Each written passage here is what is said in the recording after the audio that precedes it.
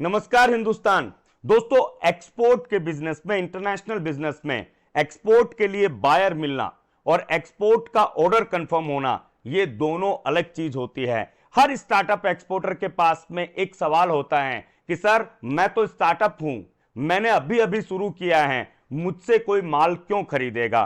Sir, मैं एक startup हूं, मैंने अभी अभी शुरू किया है, कोई मुझे पैसा क्यों देगा? सर, मैं एक स्टार्टअप हूं, मुझसे तो लोग उधार में ही माल खरीदेंगे। सर, मैं एक स्टार्टअप हूं, मैंने बायर के डाटा पे काम किया है, लेकिन बायर मुझसे माल खरीद नहीं रहा है, या फिर खरीद रहा है तो वो मुझे क्रेडिट के लिए प्रेस कर रहा है। ऐसे सारे प्रॉब्लम्स आप लोगों ने बहुत बार फेस किए होंगे और हो सकता है आज भी फेस कर रहे होंगे। बहुत बार ऐसा होता है, बायर मिल भी गया, आप उसके साथ में कन्वर्जन करने के लगे हुए हो, लेकिन फिर भी वो बायर कभी कंफर्म नहीं होता, जबकि आपको लग रहा था कि वो बायर 100% जेन्युइन है, लेकिन कहां पे गलती हुई वो आप लोगों को नहीं पता। और आज इस वीडियो के माध्यम से मैं वही सीक्रेट 5 रूल आप लोगों के साथ में शेयर करूंगा, जो आपके बायर को आपके लिए अश्योर्ड करेंगे कि आपका बायर आपको पहला ऑर्डर कैसे देगा।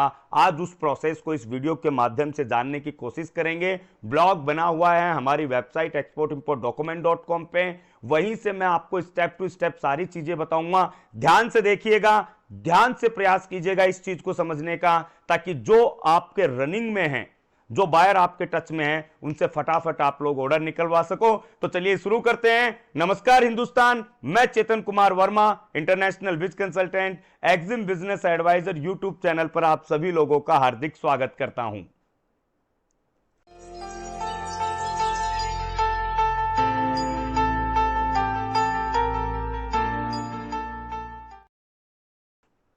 दोस्तों, ये चीज आप लोगों को हमेशा समझनी होगी कि इंटरनेशनल बिजनेस में कुछ टास्क होते हैं। इंटरनेशनल बिजनेस एक प्रोसेस होता है। जब बायर और सेलर एक दूसरे के सामने नहीं है, तो यहां पे अश्योरेंस सबसे बड़ी चीज होती है।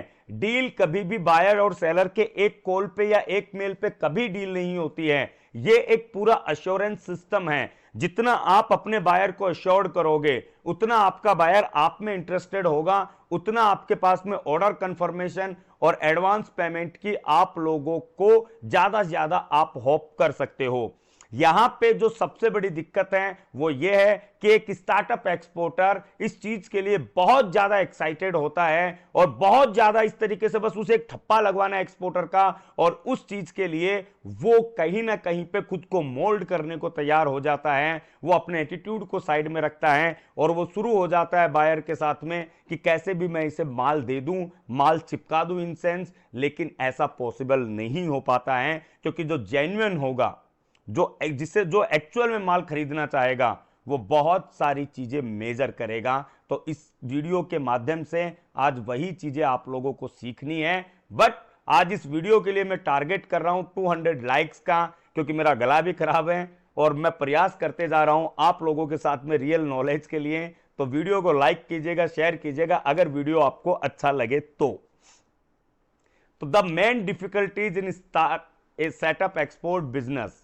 एक एक्सपोर्ट बिजनेस में सबसे पहले तो हम डिफिकल्टीज को समझते हैं। कंपटीशन, डोमेस्टिक कंपटीशन बहुत हाई होता है। लॉफुल रेस्ट्रिक्शंस, जो इतने भी आपके आइटम्स होते हैं वो सारे वेरिएबल पोजीशन में नहीं होते हैं। कुछ के ऊपर रेस्ट्रिक्शंस हैं, कुछ रेस्ट्रिक्टेड हैं, कुछ एक्सपोर्ट नहीं किए जा सकते, कुछ इंपोर्ट नहीं किए जा सकते। गवर्नमेंट कंट्रोल, गवर्नमेंट रूट के ऊपर बहुत सारे प्रोडक्ट आपको मिलेंगे।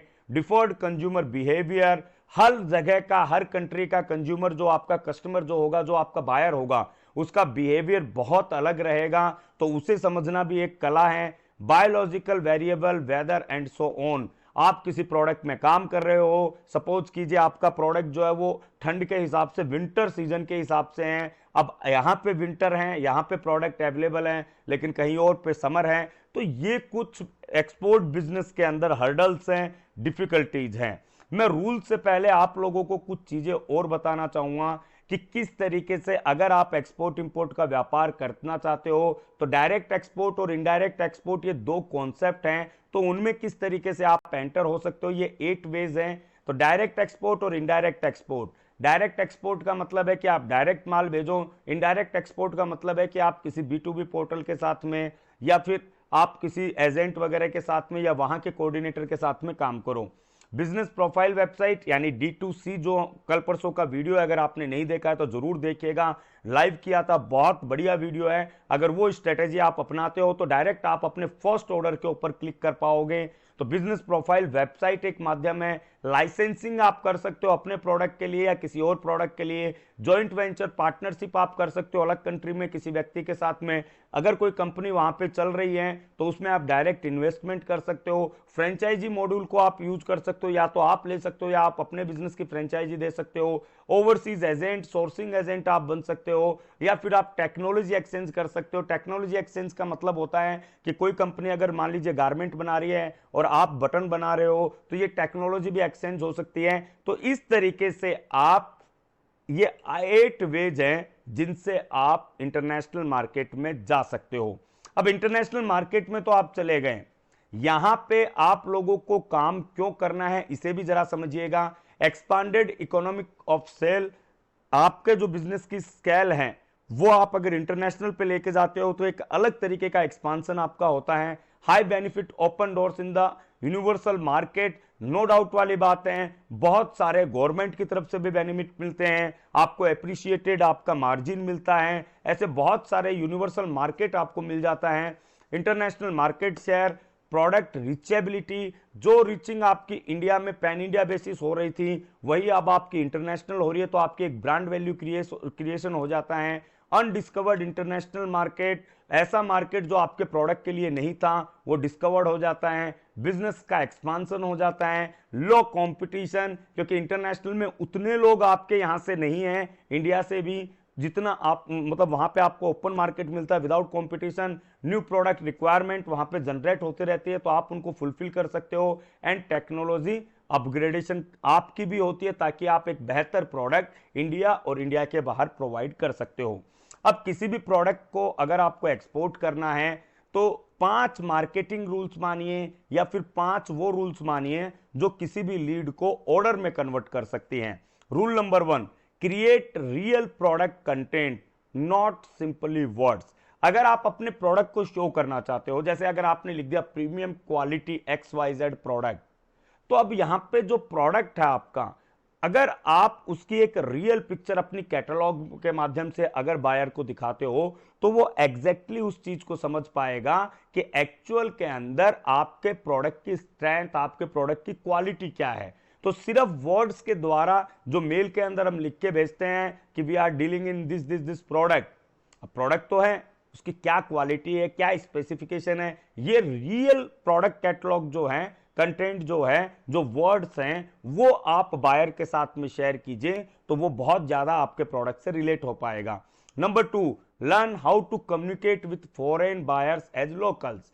अब आपको फ्रेंच नहीं सीखनी है, आपको रसियन नहीं सीखनी है, आपको इंग्लिश नहीं सीखनी है, बट एटलीस्ट जो ग्रीटिंग वर्ड्स होते हैं, जैसे हेलो बोला जाता है, तो उनकी लोकल भाषा के जो ग्रीटिंग वर्ड्स हैं वो आप एटलीस्ट देखिए। गूगल ट्रांसलेटर बता देगा, गूगल पे आप सर्च कर सकते हो कि हेलो को रशियन लैंग्वेज में क्या कहते हैं, वहां से कॉपी पेस्ट करके आप अपनी मेल में यूज कीजिए ताकि एक मेल का अट्रैक्शन आपको वहां पे मिलेगा और बायर आपके साथ में बहुत जल्दी कनेक्ट हो पाएगा। Number 3, give a chance to your buyer for choosing desired product. अब होता क्या है कि हमने हमारी कैटलॉग तो शुरू कर दी, साहब मेरे पास में लहसुन है, धनिया है, स्पाइसेस है, टर्मरिक है, रेड चिल्ली है, पालक, पनीर, मसाला XYZ सब है। यहां पे बायर कंफ्यूज हो गया, उसे जो प्रोडक्ट चाहिए था, सपोज कीजिए आपने जो लिस्ट बताई उसमें वो नहीं था, अब यहां पे बायर कंफ्यूज है, तो आपको सबसे ज्यादा बायर की रिक्वायरमेंट पे जोर देना चाहिए और बायर की रिक्वायरमेंट आपको बायर ही सबसे अच्छी तरीके से बता सकता है। Number 4, show some additional business deal benefits. अब कोई भी बंदा हो, हम लोग भी अब सब्जी मार्केट में जाते हैं तो 10 का धनिया फ्री या थोड़ा धनिया फ्री, मिर्ची फ्री, XYZ जो भी है, जहां पे अगर उसने थोड़ा सा भी उठा के दे दिया, that is additional benefit and that attract customer, कि दोबारा आप उसके पास में जरूर जाते हो कहीं ना कहीं पे। तो ये चीज आपको इंटरनेशनल बिजनेस में करनी है। आप प्राइजिंग में निगोशिएट ना करते हुए अपने प्रॉफिट मार्जिन के अंदर आप कुछ न कुछ 1% का या आधे % का भी आप सेक्रीफाइस एज एन बोनस अपने बायर को कर सकते हो। जैसे पैकेजिंग में आपने कर दिया कि सर मैं आपके लिए स्पेशल पैकेजिंग करवा के दे सकता हूं, आपके ब्रांड में पैकेजिंग करवा के दे सकता हूं, या फिर उसको शॉर्ट पैकेजिंग चाहिए तो वो करवा के दे सकता हूं। तो ये एक एडिशनल बेनिफिट हो जाता है बायर के लिए, जो इसे डील करने के लिए अश्योर्ड करता है। और आप इस तरीके से जब बिहेव करते हो तो वो समझ जाता है कि you are also a professional businessman, आपको काम करना है, आपको उसे टोपी नहीं पहनानी है, आप उसका पैसा नहीं खाना चाहते हैं, बल्कि आप काम करना चाहते हो। And rule number 5, product quality and quality services is king of the deal. अब यहां पे सारी बातें कर लीजिए, लेकिन अगर आपके प्रोडक्ट की क्वालिटी नहीं है और उस बंदे को वो प्रोडक्ट की क्वालिटी चाहिए, तो आप यकीन मानिए वो बंदा आपसे वो प्रोडक्ट नहीं लेगा। क्यों? क्योंकि उसे जो क्वालिटी चाहिए थी वो आप नहीं दे पा रहे हो। इवन अगर एक आधी डील हो भी गई तो वो दोबारा आपका कभी रिपीटिंग कस्टमर नहीं बनेगा। तो इसके लिए कभी भी फॉल्स प्रॉमिस या फॉल्स डिक्लेरेशन अपने प्रोडक्ट का मत दीजिए। जो आपका एक्चुअल में प्रोडक्ट है उसे ही आप शो कीजिए, उसे ही आप प्रेजेंट कीजिए, उसे ही आप कनेक्ट कीजिए अपने बायर के साथ में, और प्रयास कीजिए ईमानदारी और ट्रांसपेरेंसी के साथ में व्यापार करने की। क्योंकि इंटरनेशनल बिजनेस में जितना ईमानदार और ट्रांसपेरेंट आप अपने बिजनेस और प्रोडक्ट के साथ में रहेंगे, उतना आपका बायर आपकी तरफ अट्रैक्ट होगा। जितना वो अट्रैक्ट होगा मतलब उतना वो अश्योर्ड होगा, जितना वो अश्योर्ड होगा मतलब उतना आपके डील होने के चांसेस ज्यादा बढ़ेंगे, जितना आपके डील होने के चांसेस ज्यादा बढ़ेंगे मतलब उतना वो पेमेंट देने के लिए अश्योर्ड होते जाएगा।